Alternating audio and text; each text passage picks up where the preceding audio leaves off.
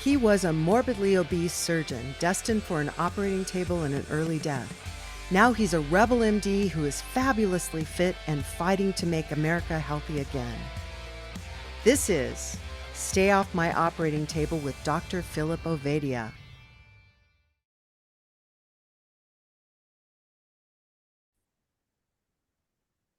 Thanks for joining us, folks. As you know, this is the Stay Off My Operating Table podcast with Dr. Philip Ovadia. We're joined today by Bill Schindler, whom I know nearly nothing about other than what little I've been able to glean from his website. Phil, I'm going to let you do the final introduction, but first I'm going to make a comment, an observation. I was thrilled when I found out that Bill had been a collegiate wrestler. I grew up in Oklahoma. I was a tall, skinny kid, much preferred playing basketball. Was not given the physical gifts for wrestling, but absolutely was in the environment to love it. So I was thrilled to find out you were a collegiate wrestler. And it was also gratifying to see that you got a little bit of cauliflower ear, because I always wonder about how legit those wrestling claims are if you don't have the beat up ears. So You have to have the ears. I was happy to see the Awesome for that connection. I guess I'll just say that if you weren't aware of Bill already, you must have been living under some rock. But the good news is that Bill can probably find you under that rock, find who lived there about 10,000 years ago and where the rock came from, and what you were eating at the time, which is one of the main reasons that I've been following Bill for a long time. We were just talking about somehow our paths haven't crossed in person as of yet, but we have not one but two upcoming meetings that we'll both be speaking at. We'll get into that a little bit. But Bill, Dr. Bill Schindler, to be formal, has really, I think, been one of the innovators in the kind of history, the true history of, diets and, the diets that we spend a lot of time discussing. And so really excited to get into all of his work. But why don't you give a little bit of your background, Bill, to our audience? And I'd love to kind of start hearing from you how you went from kind of an anthropology background to really focusing on, what people ate historically. Sure, I'd love to. So first off, thank you so much for having me. I love all the work that you do, and I'm really looking forward to us meeting in person in a few months. I still can't believe for all the conferences we go to, we haven't been in the same space before. I'll do a quick background of my trajectory to where I am now, because it's an interesting one, but I'm happy to dive deep into anything that makes a lot of sense. I grew up an incredibly overweight kid. I had an incredibly unhealthy relationship with food, and food was always something. When I ate it, I knew I needed it. I was addicted to carbs, but every time I put food into my mouth, I never saw it as something that was nourishing. I saw it as something that was making me ugly, making me fat, right? And then when I started wrestling in high school, and then obviously more in college, my relationship with food switched from one unhealthy relationship to a completely different one. Obviously, especially in the years that I was wrestling in the late 80s and early 90s, the relationship between wrestling and food was horrible, worse than it is now. In fact, my sophomore year in college, 3 Division I wrestlers died from cutting weight that year. So I was wrestling for Ohio State, and we wrestled Oklahoma, we wrestled Iowa. It was an incredible Division I program. I was losing 22 pounds in a day and a half every single week to cut weight. Holy crap. And it was so crazy because I had been on and just trying to get in shape and lose weight. What weight did you wrestle at? I wrestled 158. 158. So you're a 180-pound guy walking around All week. I was 180 pounds. 158. We weighing in at 158, wrestling back weighing up in at close to 150. about 180 again. And I'll tell you real quick, I don't want to sidetrack this conversation, but I think it's important for people to understand how unhealthy this was. This is how it worked. Wednesday, we weighed in on Friday of every week. So Wednesday of every week, we had a team locker room. And this is an important piece. It was a closed off locker room off one of the main locker rooms on campus. And if you came out of that locker room, you would go through the main locker room, then through these communal showers, and then into a sauna. So everybody who's cutting weight, we would all go into the sauna naked and carry a whole bunch of clothes with us. And we'd have tongue depressors, and we'd sit there in the sauna for as long as we could. As soon as we started sweating, we would take the tongue depressors and scrape off the sweat, because we didn't want to cool down, right? We didn't want the sweat to do its job. We wanted to overheat. And then eventually we'd put on a whole bunch of layers of thermal underwear, rubber suits, sweatshirts, hats, mittens, gloves, the whole thing. And as fast as we could, we would sprint out of the sauna back into our locker room where there was a whole bunch of stationary bikes set up. And we did that because we wanted no breeze, and we would sit on these bikes for an hour straight and just make sure we kept the sweat going. And then we'd go back into the sauna and we'd sit there until literally mentally would break, and we had to rip all our clothes off. The first time I did that every week, I lost about maybe 8 pounds, 7 to 8 pounds. We take a break, take a shower, do it again. And then the second time I would, then maybe 2 hours later, I do it again and maybe only lose 5 pounds. Eventually by Friday, which we would weigh in, we would do that entire routine and I would only lose 1.5 pounds.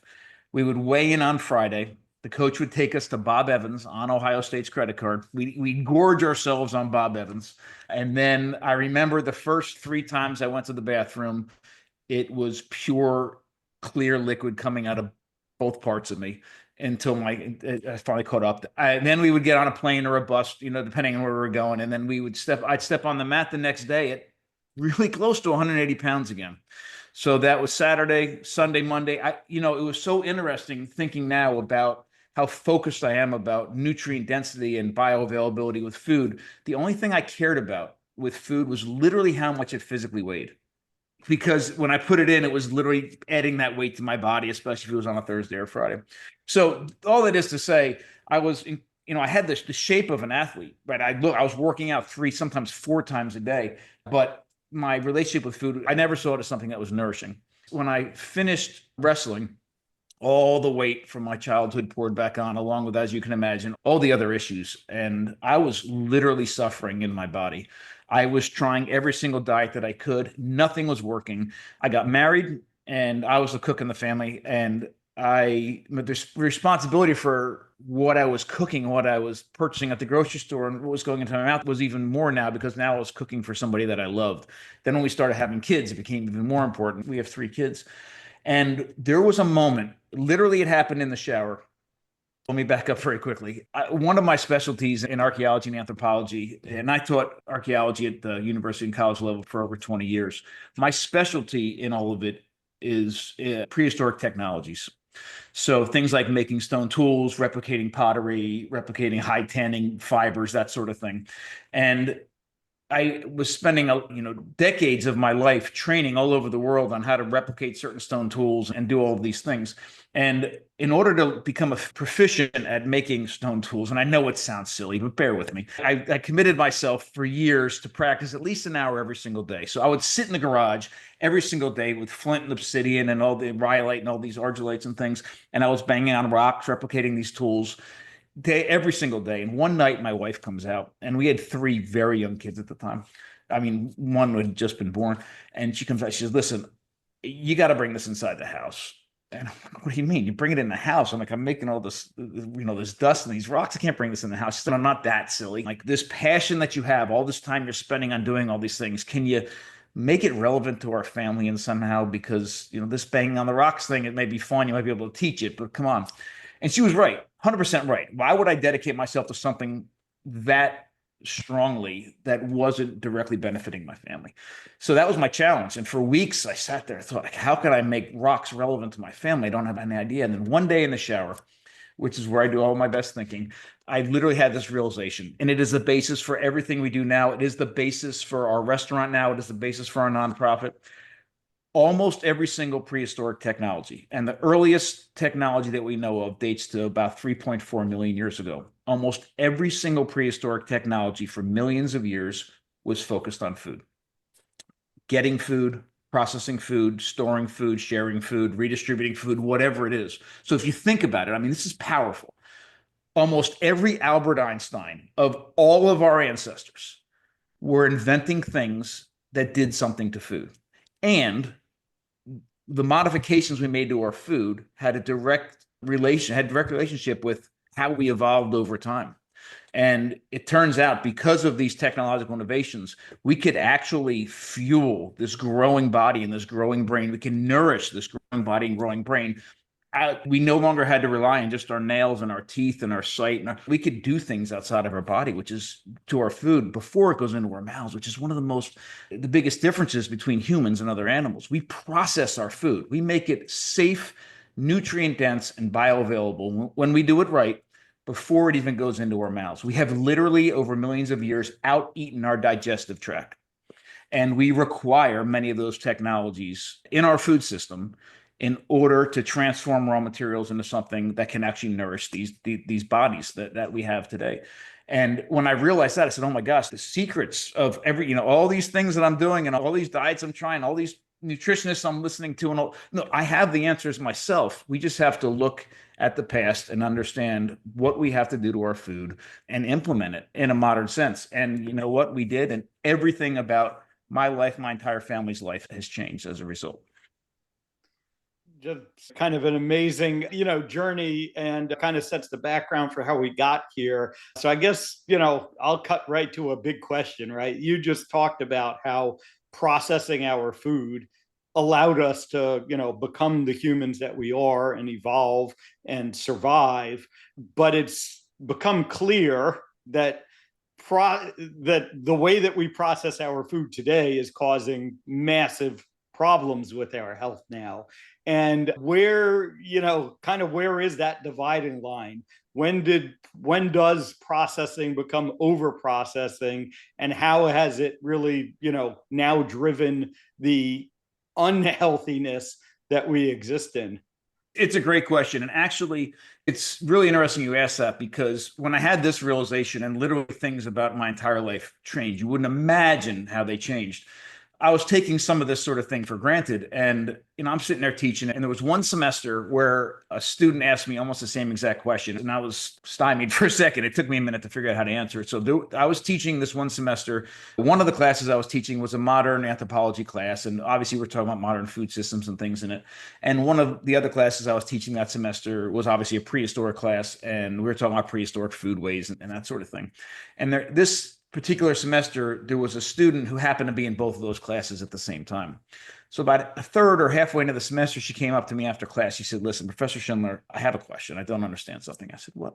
She said, you throw around the term food processing all the time in both of these classes. But when you say it in the modern sense, it looks like somebody ran over your dog, like you're pissed off. And this is one of the worst things that's ever happened. Processed food is horrible. But in the other class, in the prehistoric class, you say food processing, and you're preaching about it. You're talking about how important this was. What's the difference? And I looked at her and I said, I have absolutely no idea. It's one of those things, like it's a word you just can't define, but there's some truth to it. So this is another thing it took me a while to think about. And this is what I realized. When you really look at the archaeological record and the technologies that our ancestors created and implemented that transformed their food and their food system and their diets, most of them, not every single one of them, but almost every single one of those technologies accomplished three things. And in many cases, three things at the same time. It improved the safety, nutrient density, and bioavailability of natural resources, of the resources around them. And most of the modern food processing today, the evil one, is accomplishing other goals. Now, some of those goals aren't necessarily evil by themselves, but they're accomplishing other goals. They're trying to make other people money. They're increasing shelf life and the storability and the ability to ship things around the world without them being bruised and all these other sorts of things. But the real problem is that it's usually at the expense of one or all three of those things I mentioned. They're doing things at the expense of safety, nutrient density, and bioavailability. And one other thing I want to mention very quickly, just to sort of ground this conversation, to make everybody realize how incredibly important this is. We make decisions about what we're going to eat based upon a lot of different factors, whether we heard somebody on a podcast or we're listening to a nutritionist or a doctor, or we read about it, or, it's, for some people, they're meeting a religious need or whatever it is. But there's a lot of reasons people make decisions about how they're going to eat. Sometimes it's because of ethical reasons or all these things. But one thing that I hear over and over again from people is they're making, I'm eating, humans weren't designed to eat this, so I'm not going to eat it. Or humans were designed to eat this, and I am going to eat it. The reality is humans are not designed to eat almost every single thing we put into our mouths. In fact, on the other side of the coin, sometimes people make decisions, say, okay, this wasn't intended to be food for me, so I'm not going to eat it. For example, cow's milk wasn't intended. That's for baby cows. It's not for humans, so I shouldn't eat it. All those things break down when you really look at the reality of what our bodies can and can't do and what the resources are in front of us. There's only two things in the world that are designed. The intent of those things is for something else to consume it. One is milk and the other is fruit. That's it, right? So milk is designed for baby mammals, and ripe fruit is designed to attract another animal so that it eats the fruit and deposits the seeds somewhere else. Any other thing we put into our body, I don't care if it is a stem or a leaf or a root or a ribeye or liver, is us inserting ourselves into the biological process of another organism, and we're taking it away and eating it. It's not designed for us. There's this, but then on the other hand, well, what should we eat? What are we designed to eat? We're designed to drink milk as baby and as infant humans. And then when we get weaned, we lose the ability to do that very efficiently and incredibly safely. So what are we left with? We're left with a very small amount of resources that our bodies can deal with without any intervention whatsoever. Whether if it is an animal, we at least need the technology to harvest that animal. If it's a plant, we need the technology to detoxify it, extract the nutrients from it in a very easy way. There's a whole lot of things that we need. So if you think about every time you get up in the morning and you pick up a knife or turn on the stove or use the microwave or use a blender, you're actually hopefully accomplishing at least one, if not all three of those goals.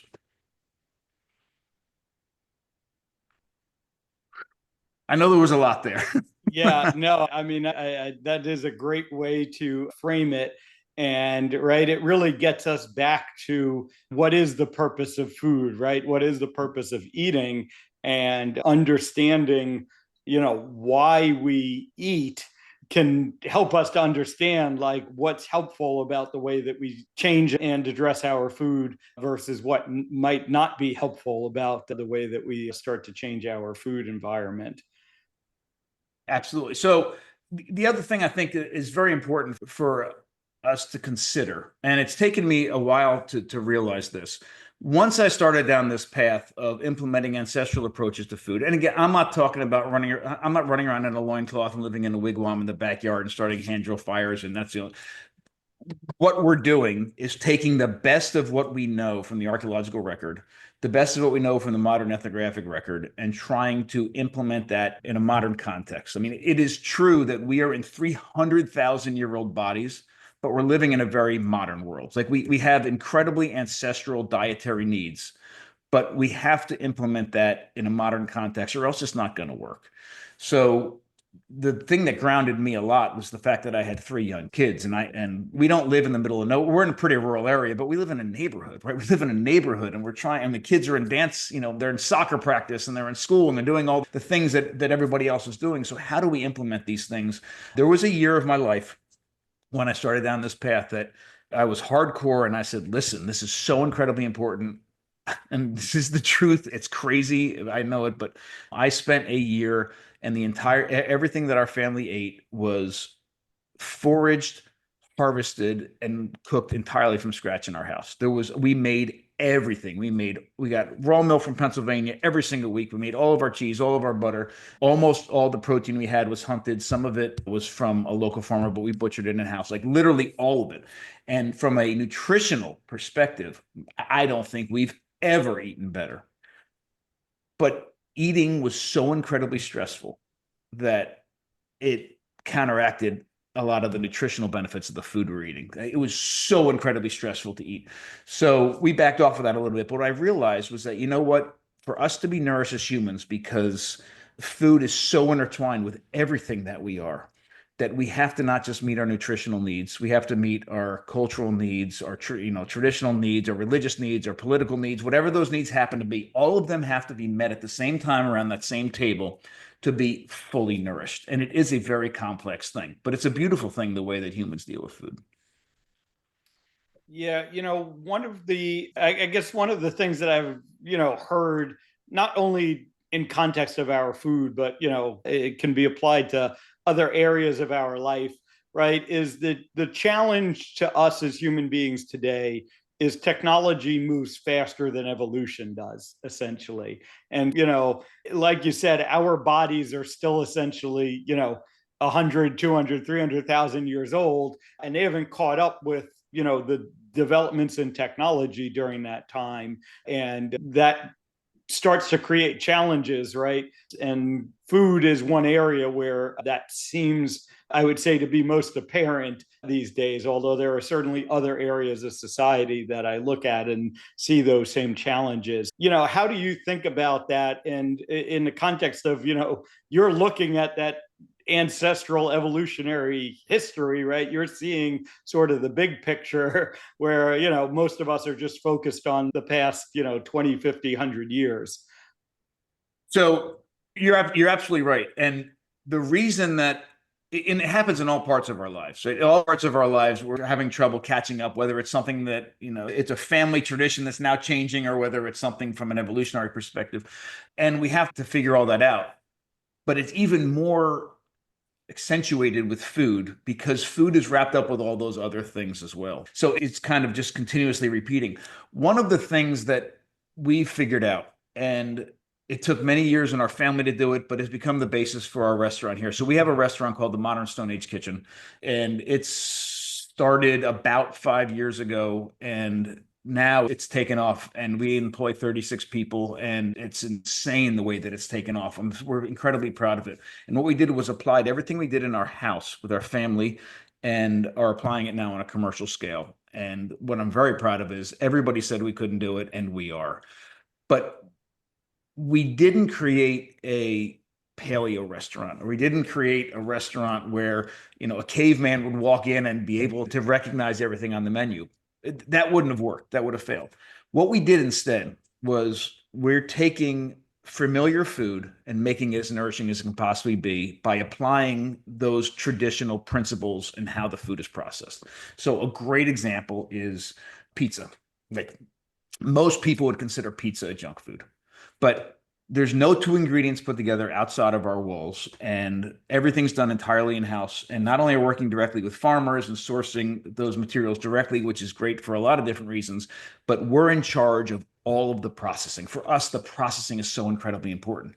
We're making sure that the mozzarella cheese that we're making is made in a traditional way, and is not only as delicious as it can be, but as healthy as it can be. It is a wild, long fermented sourdough crust that we're making. We're taking pigs from literally 7 miles away. We're making all the pepperoni and all the sausage with it.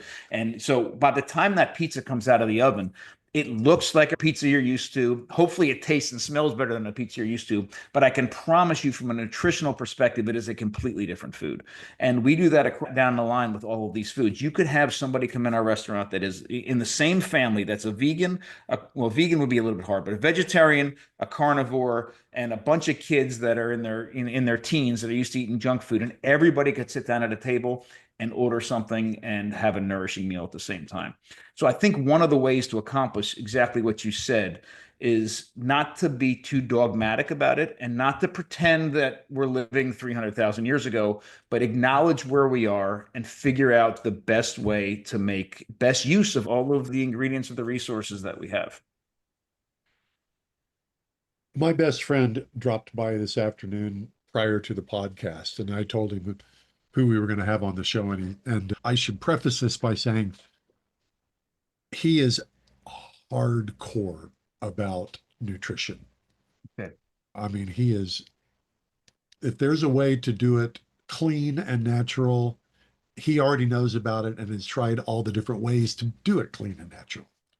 And so he says, ask him this question. All right. How can we eat any vegetables that grow above the ground in America? Because they spray it all. And I thought that was a really good question. I've noticed for myself, when I started paying attention to how various foods made me feel, and learned not to eat foods that made me not feel good, one of the things I noticed is I quit eating vegetables that grow above the ground. I haven't thought through the reasons. I'm sure Matthew thinks it's because of glyphosate. I don't know. But he's got a point. They spray everything. What do we do? And I think it's a great question. And I think it's even more complicated than that, because if you start looking at the uptake of toxins, even from roots, corms, tubers, and things like that, that we have, it's not just above the ground that we have the issues. And to complicate it even further, I don't want to go off the rails here with this, but I'm going to bring it up because I wholeheartedly believe in this. And I'll say this real quick. Just looking at you physically, you look like somebody that I want to listen to about health and nutrition. thank you very much. I try very hard. You're well on the way there. So I'm listening. I've been foraging since I was 10 years old. I'm 52 right now. I've been foraging since I was 10, hardcore foraging. I always find it fascinating. And I started teaching foraging tours about 35 years ago. And I still do them regularly. We do foraging tours in the middle of the woods. I do a foraging tour every year in the middle of Washington, D.C., which is my favorite one. It's brilliant. But we do foraging tours all over the world. How I start the class has changed quite a bit over several decades. People would come in very nervous about 30 years ago, and I'm so nervous about eating a wild plant. It's going to kill me and all these things. And I wanted to put their mind at ease. And I said, whoa, hold on. Other than mushrooms, you don't need to be scared, just respectful. And we go on, all these things. As I've learned more about plant toxins, I have changed that tune quite a bit. And in fact, I was out foraging today. We have a whole new bar menu coming out, and we can talk about alcohol later because I would love to. I'm going on a rabbit hole with alcohol, but I was out foraging for some Amaros that we're making, and I looked up and I realized to myself, because I have another foraging tour coming up next week, and I said, you know what? This is how we should start the class. Stand here and say, every single thing in front of you, every single plant you're looking at has toxins. Every one of them. And I don't even mean about spraying. Now, this isn't as far as somebody like, I'm sure you're familiar with Anthony Chafee, who's a good friend of mine, who starts off, every plant is trying to kill you, which I don't 100% agree with. I understand what he's saying, but I'd like to frame it a little bit differently. Every single plant on this planet has toxins in it. Some of these toxins, so anyhow, and I'll start off like that, but you can eat every single one of these plants. There's a way, it's either a season or a part of the plant or a way of processing the plant or an amount of the plant or something else you can eat with that plant to safely consume that plant. So but it's not as simple as saying these plants, and this is what kills me about foraging books, these plants are poisonous and these plants are safe. There's no such thing. All of these plants are dangerous. All of them can be made safe at some level, but it's complicated. And I'm just going to give you a couple examples. We were just in Brazil, and the reason my whole family went. So after I realized the power of all the information from the archaeological record, I also realized how many gaps are in the archaeological record. We can understand a lot about prehistoric diets, and every year we're finding out new things that are incredibly important. But I really wanted to get into the nuances. I really wanted to understand the specifics of what was happening and what can happen in traditional ways. So we started actually traveling as a family and living and working with indigenous groups all over the world, cooking with them, hunting with them, foraging with them, processing food with them. And it's been mind-blowing. And we're implementing all of that stuff into this restaurant. But the most recent one was actually a bucket list for me. We went to the Amazon in Brazil to learn how to process manioc, especially bitter manioc. Now, a lot of people don't know what manioc might be, but I'm in that list. Okay, everybody that's listening to this has eaten manioc in some form because the starch that comes from manioc is tapioca. The problem with manioc is that it is loaded with a cyanide-producing compound and will kill you if you eat it. It is nasty. I remember hearing that. Yeah. And it was the very first plant that I read about in graduate school about using, complex traditional ways to process it. So actually, this is what happens. It goes through, so it gets harvested and it goes through extensive processing from grating to squeezing to fermenting, drying, and then eventually cooking for a decent amount of time to actually get rid of these toxins. And there's a lot of different products made from it at the same time. There's tapioca, there's a type of tapioca called goma, there's manioc flour, the juice that comes out of it, which is incredibly toxic, gets fully fermented and it turns into something called tucupi. And so there's all those products from the root itself. The stem is actually, you cut the stem and you can replant the stem just sticking in the ground, but the leaves are the most poisonous part of the plant, and they actually boil the leaves for 15 days. Now, they don't keep it in water. They boil the heck out of it for 15 days, and they eat it every single day.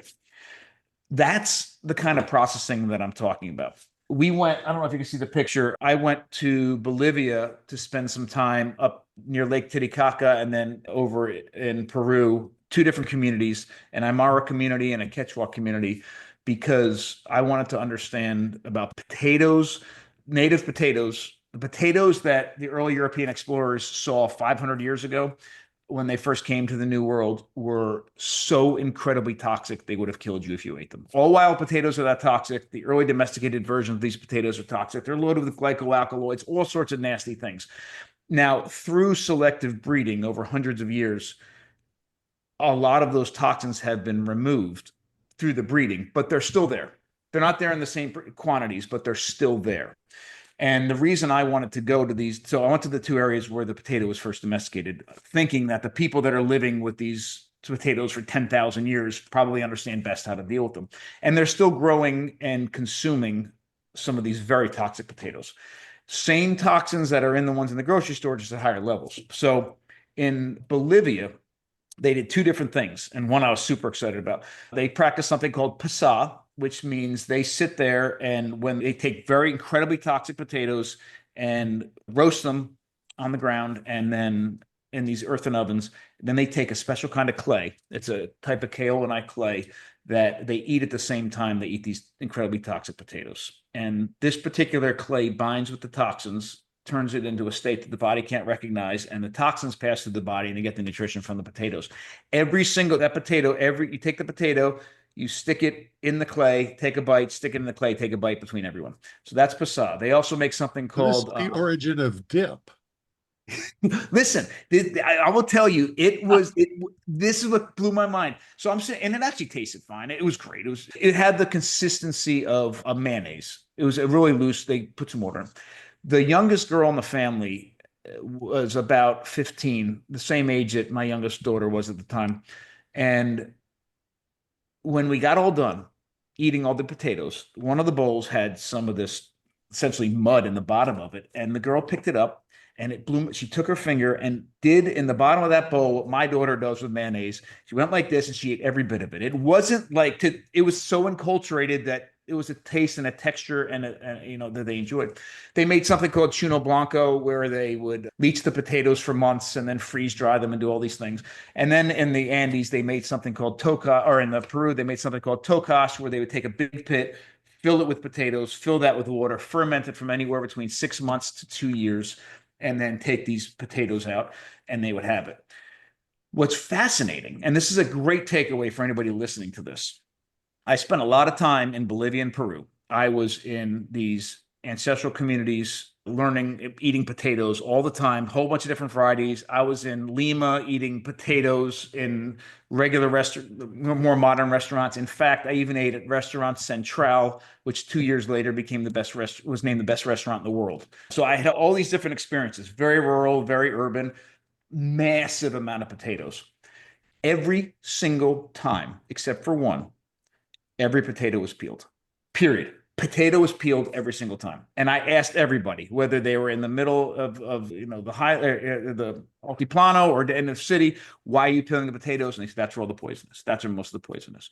And it wasn't as simple as if I said to you, peel the potato, you'd grab a potato and your potato peeler, do it, and about 10 seconds later, you're done. These heirloom varieties of potatoes look like this. A potato peeler doesn't work on them. So they have a knife and it takes forever. It's not so simple and they're still doing it. Every time they peel them.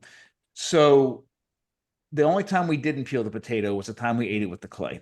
And I asked them, why are you not peeling the potatoes now? Because they were actually the most poisonous potatoes we ate the entire time. And they said, because that clay is that powerful, it'll make all the difference. So if nothing else, peel the potatoes, because it is, and I've looked into it in depth, afterwards. The majority of the issues with potatoes occur in the skin, and it makes complete sense. These toxins are not there by chance. They're there to defend this incredibly important part of that plant, and that's obviously that defense is mostly happening, on the outside. What I later realized too, since we're just on the potatoes, and then I promise I'll get off potatoes, we came back here and I wanted to implement something we learned there. So we ferment all our potatoes here at the restaurant at home. So we ferment the potatoes. We actually take them, we peel them first, obviously, cut them into whatever the final size is going to be. If it's a potato chip or a French fry or hash brown, we cut it, put it in a container, submerge it in water, weigh the potatoes and the water together. So the contents of the jar, not the actual jar or crock, just the contents, multiply it by 2.5%. And that's how much salt we add. And we ferment it for about 7 to 10 days. Now we take pH readings, but you can easily do this at home. And magical things happen. And a lot of the detoxification that was happening there is happening even with these potatoes here. And it's imparting a really cool, because of the lactic acid, a little bit of a salt and vinegar kind of flavor.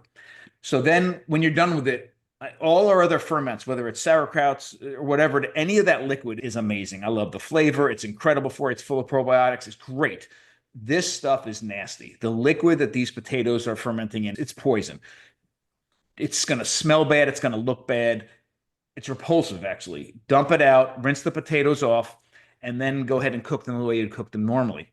What I found that is a fascinating byproduct of this process is that one of the most dangerous things about, we fry them in lard, but one of the most dangerous things about fried potatoes is the production of acrylamides, which happen when the hot fat hits the available starches. And that's what turns French fries and potatoes any kind of brown that they have. French fries and potato chips. So the FDA actually has a guide, and it says, it's a color guide. And the darker the brown, the more acrylamides that are produced. And acrylamides are carcinogens, known carcinogens. What's crazy about this process that I didn't even realize until after we started doing it is the food for the bacteria was the available starches. So by the time it's done fermenting, there's no more available starch.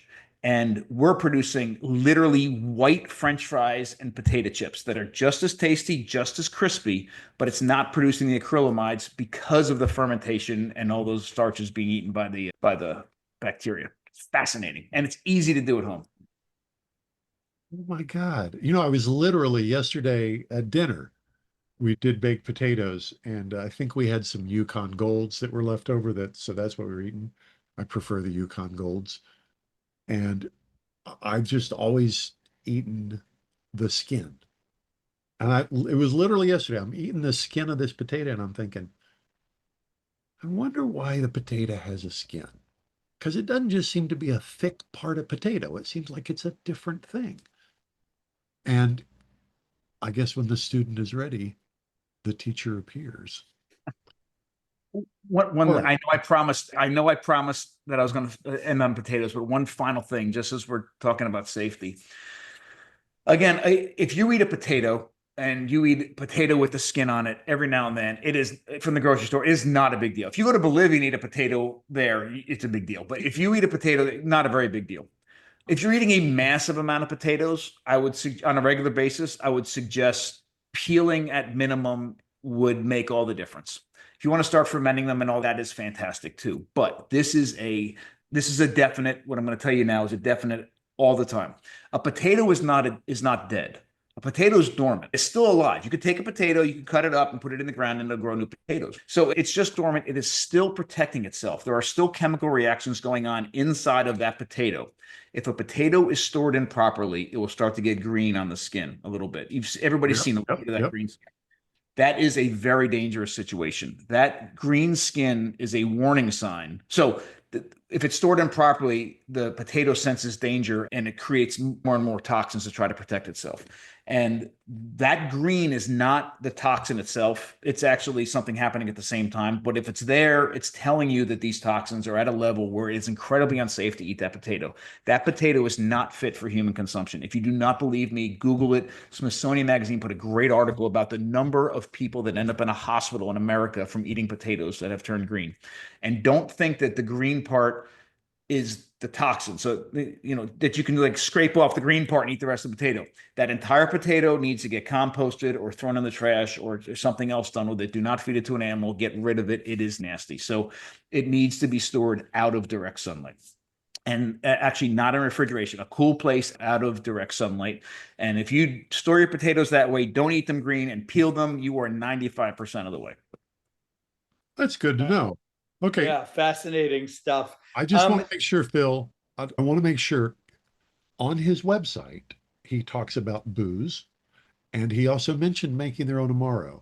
So I want to make sure that we don't let him go without hearing about that. We're going to save the booze for last, right? As maybe it should be. But I guess before we get to that, what I would love to hear is, as an anthropologist, how do you think this happened, right? How did humans figure all this stuff out? I mean, was it truly trial and error? And, 10 villagers, they ate the potato, right? And 5 of them dropped dead, and they said, okay, we got to do something different. And, you just keep experimenting, because it seems like, as you said, everything around us in nature has these toxins.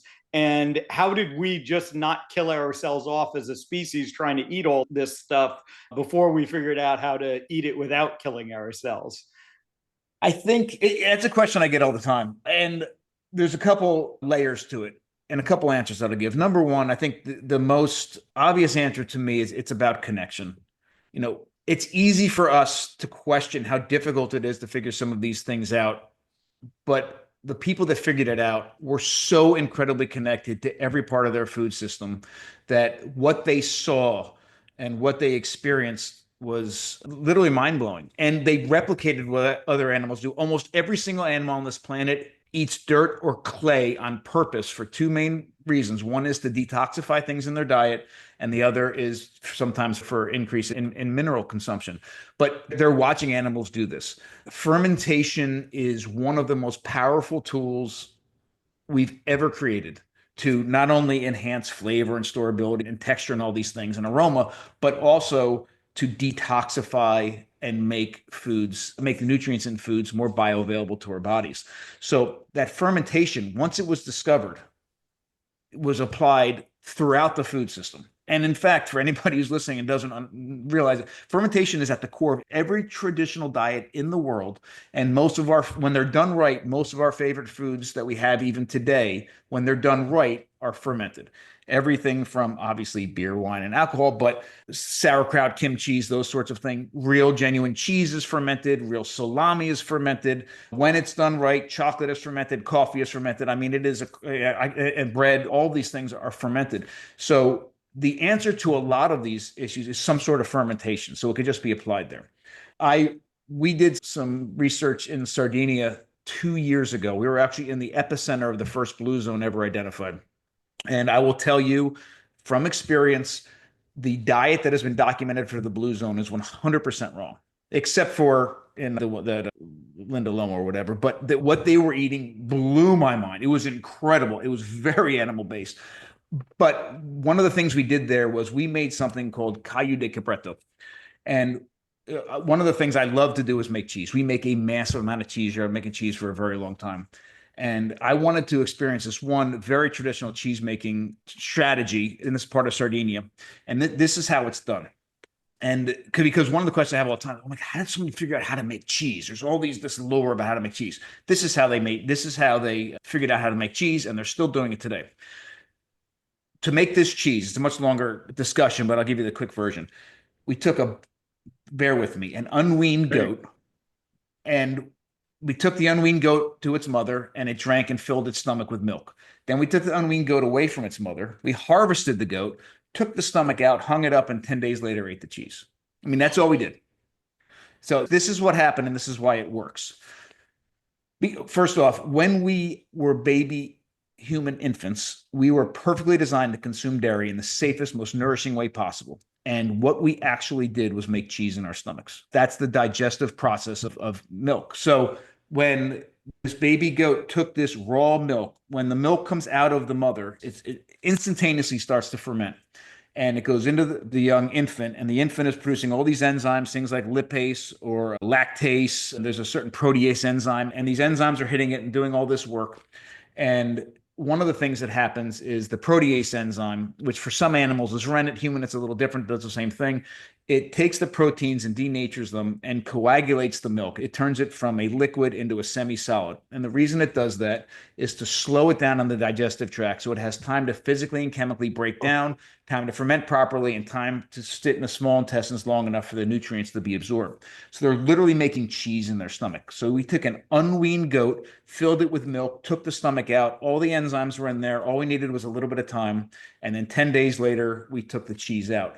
So for somebody who hasn't seen that process, it might seem like a huge stretch to say, hey, how do you figure out how to make cheese? Every time they harvested a young goat or a young mammal and took the stomach out, it literally has cheese on the inside of it. There's a gorgeous Roman traditional dish that they still make, not a lot, but it's a calf or lamb. Anyhow, it's an unweaned animal, and they take the small intestines and out, and they're still loaded with this fermented dairy on the inside. And they cut it up and they put it in tomato sauce. And what you're eating looks and tastes like rigatoni stuffed with ricotta cheese on the inside. I mean, it's absolutely delicious, but this kind of connection allows us to say, hey, here's a natural process that's already taking place. There's something beneficial to it, and we're going to try to replicate it outside of our bodies because our bodies can't do it, or as adult humans, we can't make the cheese anymore, and then consume it. One of the most powerful food processing technologies that took place over the past 10,000 years actually took place in this country, and it's called nixtamalization. Maize is the most difficult grain in the world for the human body to completely digest.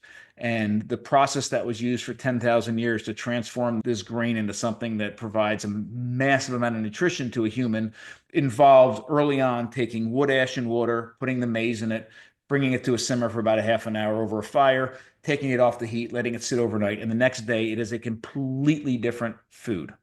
There's a much longer story here, but the quick version is when the early colonists took maize from America and brought it back to Europe, you could follow the spread of maize through Europe by watching how a disease was following right behind it called pellagra, which is a deficiency of niacin in the diet. And hundreds of thousands of people died. Millions of people got sick over several hundred years. It happened all over Europe. It happened at the end of the Irish potato famine, when at the end of the famine, America was sending over massive amounts of cornmeal and maize as famine relief food. And all of a sudden, people were getting sick and dying of something they never saw before. Here they're coming out of a famine, and all of a sudden they're getting sick and dying of something they never saw before. And the early 1900s, it showed up in the American Southeast, in the Carolinas, in Alabama, and Georgia, where there was a lot of maize, a lot of poverty, and people were eating nothing but corn. And they were devastated. We literally lost hundreds of thousands of Americans to pellagra. Millions of people got sick. And we literally were hiring doctors. There's a guy named Joseph Goldberger that they brought in. It took decades to figure out what the problem was. And it was all because of a deficiency of niacin in the diet. We didn't understand what the problem was until 1936. And the people that figured it out actually were named Scientists of the Year by Time magazine. It is because of that almost every baked good in the country is fortified with niacin. But the punchline of the whole story is, for 10,000 years, we never saw that disease. It wasn't until the Europeans brought it back to Europe. They brought the food, but without the technology. And the crazy part is without the technology, without the nixtamalization.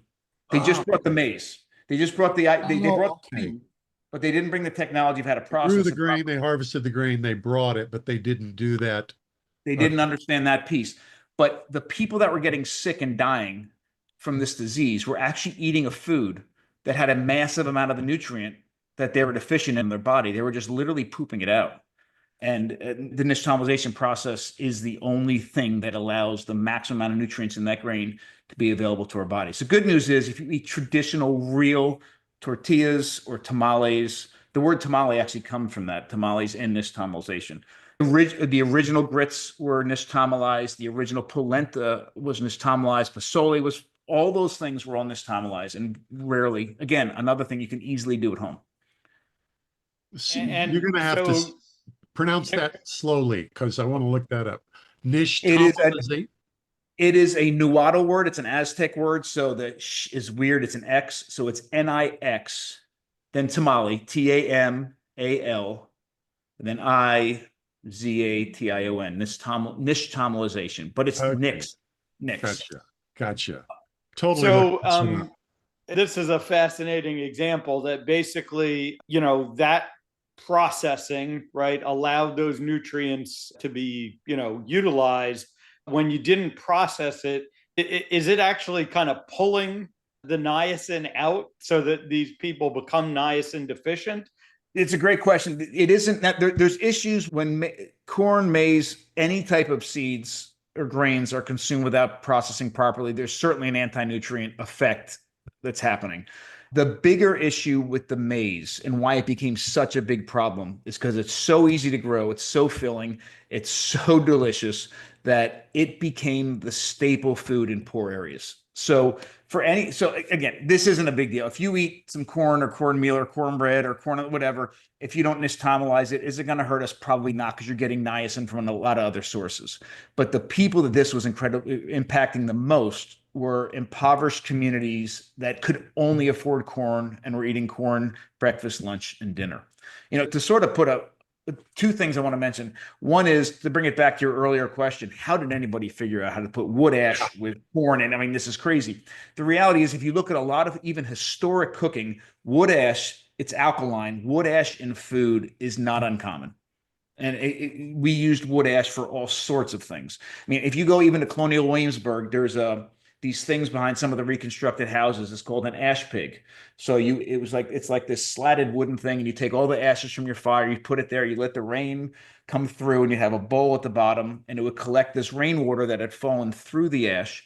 And then it's a very alkaline thing that, again, we change. The most things that we do here at this restaurant, and we do it properly, is we're changing pH of food. But between fermentation or adding things that are alkaline, we can ferment in both directions. So you take that pot, you put it on the fire, and you evaporate all the water out of it, and all the residue on that pot is called potash. That's a refined version of it. It's used in all sorts of things, including gunpowder. Then it's also an original leavener. Your original baking soda was potash, ash, and then potash. You can refine that and turn it into something called pearl ash as well. So we're not connected to ash right now because we don't cook that way any longer. But even just a few hundred years ago, ash and our food were very closely related. The second thing, just to show you how incredibly important this is, and it's not something of the past. Several years ago, supposedly hamsters are important. Wild hamsters are important to farmers in France. Who knew? But it's a thing. And these hamsters tunnel and burrow through the ground, sort of like earth. We love earthworms around here, and they do their thing, and they aerate the soil and do all these wonderful things. Several years ago, these French farmers recognized that the hamster population was decimated, like it was plummeting. And when they looked into it, they realized it was happening because now France was planting more and more corn in their fields, and it was happening in these cornfields. And what happened is the mother was so deficient in nutrients that as soon as if the birth even happened, it would turn around and eat its young. That's not good for the population. So they experimented, and they literally were they were supplementing these mothers with niacin, and the population started to rise again. It's crazy. We don't even think about these things in our food, especially as something as benign as maize. But again, we are not designed to eat maize. That doesn't mean we shouldn't eat maize, but it means we need to be conscious of ways of taking this raw material that we have no business eating and transforming it into its safest, most nourishing form possible. This feels like it needs to be a semester-long class, Phil. You guys need to come here and eat with us. I think it can be, yeah. You can come learn from Bill on that. But yeah, it's just really fascinating stuff. We promised we'd get to it. Let's talk about the fermented beverage that so many people love to consume. What's the lowdown on alcohol? Good, bad, or like the rest of the story, depends on how you do it? Yeah, that's it. It's incredibly complicated. Let me just start by saying this. There is something called the drunken monkey hypothesis. A brilliant anthropologist from California years ago coined this term. And what he realized is that all mammals will seek out alcohol whenever possible. Now that seems strange. Like we don't have, liquor stores on the corners in the jungle. No, what happens is fruit falls, fruit naturally spontaneously ferments from wild yeast and the sugars that are available, and animals will eat that fruit, and sometimes they'll get drunk. And I'll tell you, if you're bored, look up the videos. A giraffe is goofy looking. A drunk giraffe is one of the funniest things in the world. But this idea that we're naturally drawn to alcohol, now it makes some sense, at least what his hypothesis is. And the reason he's suggesting this is because fruit, unripe, the role of, like I mentioned earlier, the role of fruit is to look good, smell good, and taste good to attract an animal to eat the mature seeds and deposit them in a pile of manure somewhere else, and the species gets propagated. That makes complete sense. The role of the fruit is also to keep animals away until the seed is mature. What's not talked about too much is most fruits. I hate to say the word all. I want to say all. I don't know it for sure. So most fruits have some level of toxin in them until they're fully ripe and mature. And I know for sure this is the case with wild fruits as well. And so what happens is it wants to repel animals and has this toxin load because it doesn't want to get eaten. If the seeds are eaten when they're immature, the whole propagation thing doesn't work. So that toxin gets turned off. A ripe fruit is an incredibly safe. Now, I'm not talking about sugars and things, but from a toxin perspective, ripe fruits are incredibly safe to eat. One caveat, and this isn't to suggest that people don't I'm not suggesting they should disregard their foraging books, but it is very rare to find a ripe fruit that is toxic. There's a lot of times it'll say it in a foraging book, and again, do not do this, but just as part of the point, it's actually the seeds that are so incredibly poisonous that are problematic and they're very hard to maybe get around, that they're just trying to keep things safe and just say disregard the entire thing. And we all know, like apple seeds, cherry pits, all these things are loaded with toxins. So the unripe fruits are toxic until the seeds are mature enough to be spread. And it's hard to tell exactly when that's ripe. The suggestion is these fruits will not ferment until those toxins are turned off and it's fully ripe. So a safety mechanism, an evolutionary mechanism, is that we are drawn to these fermenting fruits because we know they're safe. Like this is the case for all animals. And now I don't know if that's entirely true or not. It does make some sense if we really start to think about it. But for us, my wife and I, we love wine. We absolutely love wine. We drink red wine, a glass or two most nights. And we started so is there anything wrong with wine? I mean, we've had wine for thousands of years. Now, typically I'm talking on a scale of hundreds of thousands or millions of years, several thousand years, wine is a little over 8,000 years, 9,000 years. That's really not that much time from an evolutionary perspective. Does it belong in our diet? If you want to talk about the drunken monkey hypothesis, then you could suggest it's been in our diet for millions of years. But what we've realized is it's so much more nuanced than we believe. It isn't, when you start to really look at food and pick it apart and understand how it's made, how it was made traditionally, how it's being made and bastardized today, we realize they're completely different foods that fall into the same category. A loaf of Wonder Bread and a loaf of sourdough, beautiful sourdough bread, are completely different foods. We both call them bread, and we have dietary recommendations based on if we should eat bread or not. It's a silly thing. The same is the case with alcohol. And I know we have to wrap up, but give me 5 minutes, and I'm going to tell you a very quick story.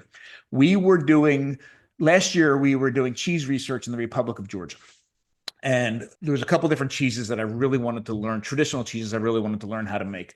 And we also realized, there's a side ancillary thing, that Georgia is the birthplace of wine. Georgia does hold the record for the oldest wine in the world and the oldest honey in the world.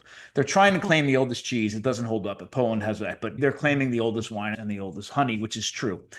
Now, they have an incredible wine industry there, very rich. They have all these ancestral grapes, so we went to a couple wineries, and we're at this one, blew my mind.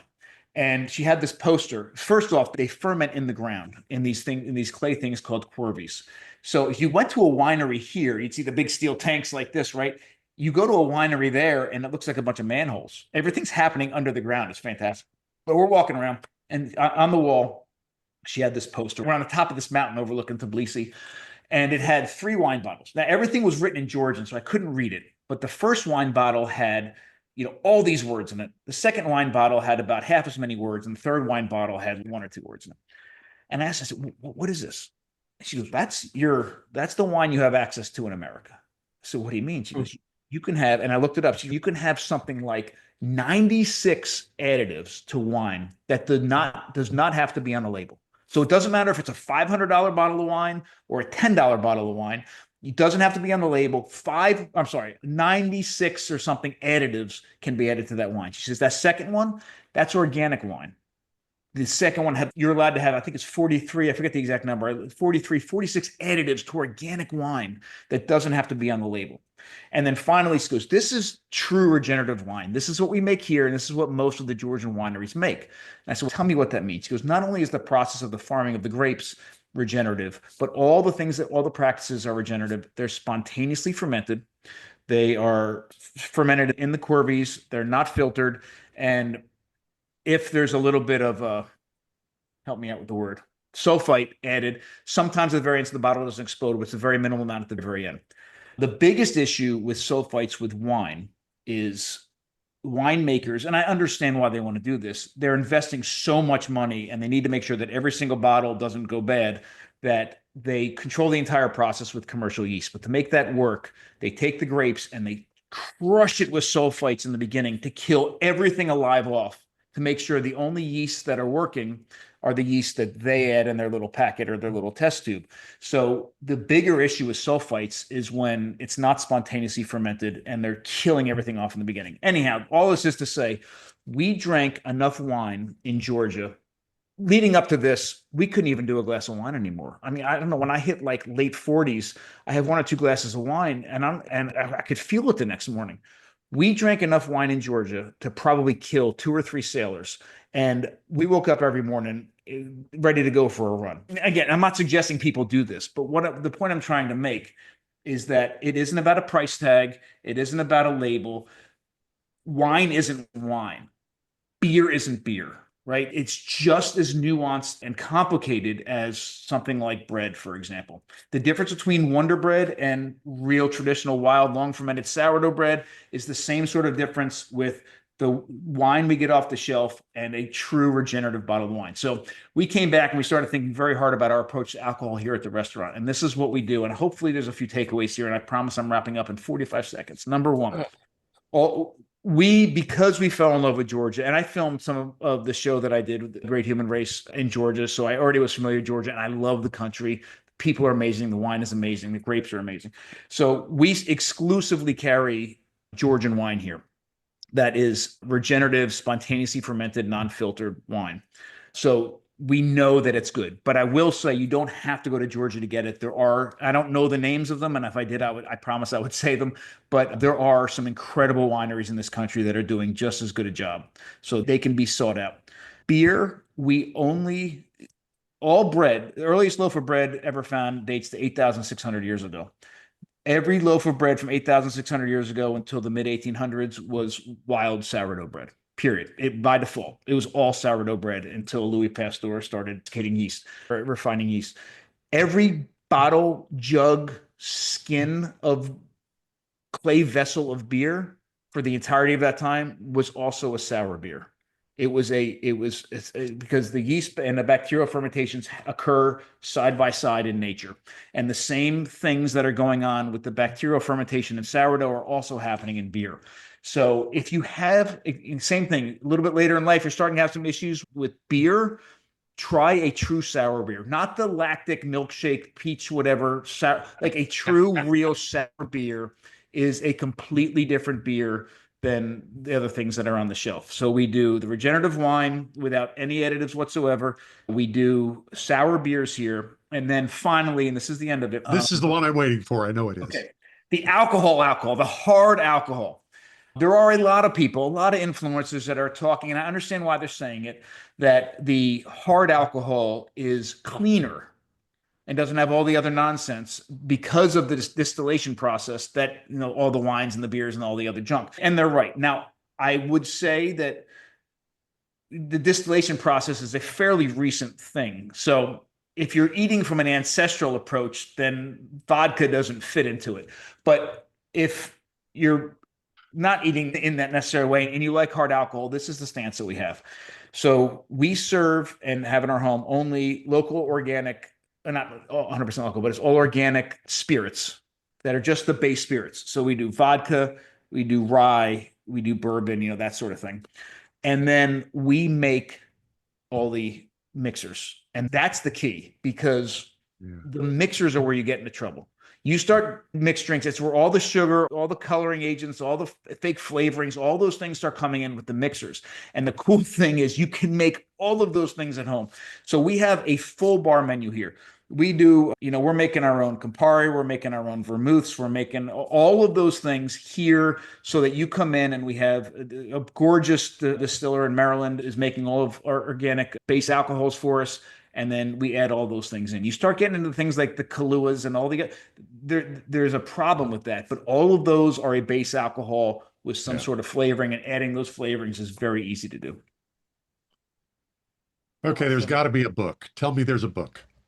There is a book, but there's another book that we're working on. So I do have a book. It's called Eat Like a Human.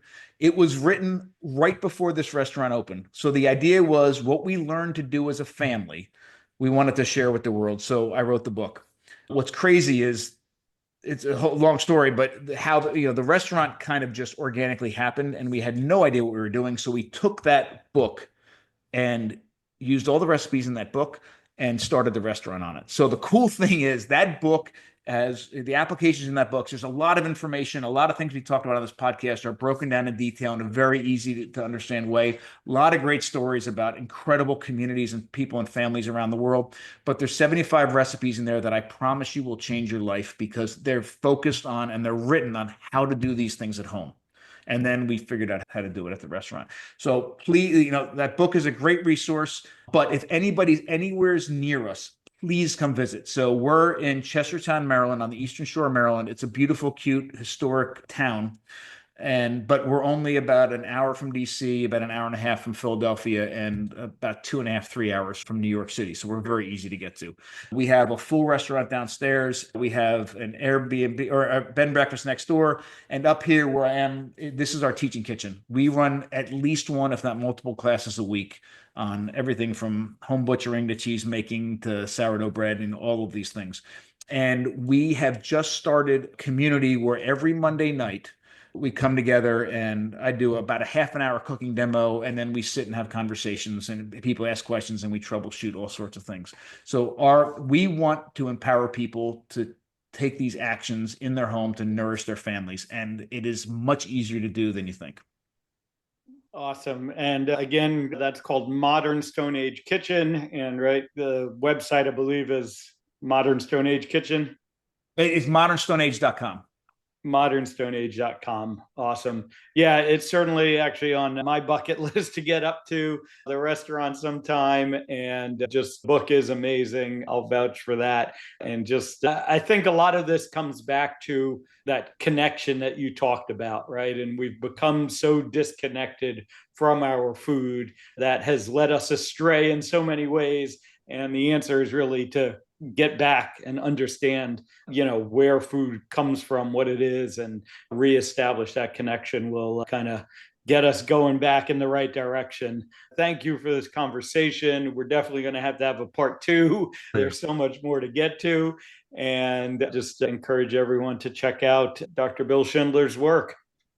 Thank you so much. It was a pleasure talking with you, and I look forward to seeing you in a few weeks in person. Yep. Our guest has been Bill Schindler. The website is modernstoneage.com. The book is Eat Like a Human. All this contact info will be available in the show notes. Thanks for joining us. We'll talk to y'all next time. Chances are you wouldn't be listening to this podcast if you didn't need to change your life and get healthier. So take action right now. Book a call with Dr. Avedia's team. One small step in the right direction is all it takes to get started. Contact us at ifixhearts.com/talk. That's ifixhearts.com/talk.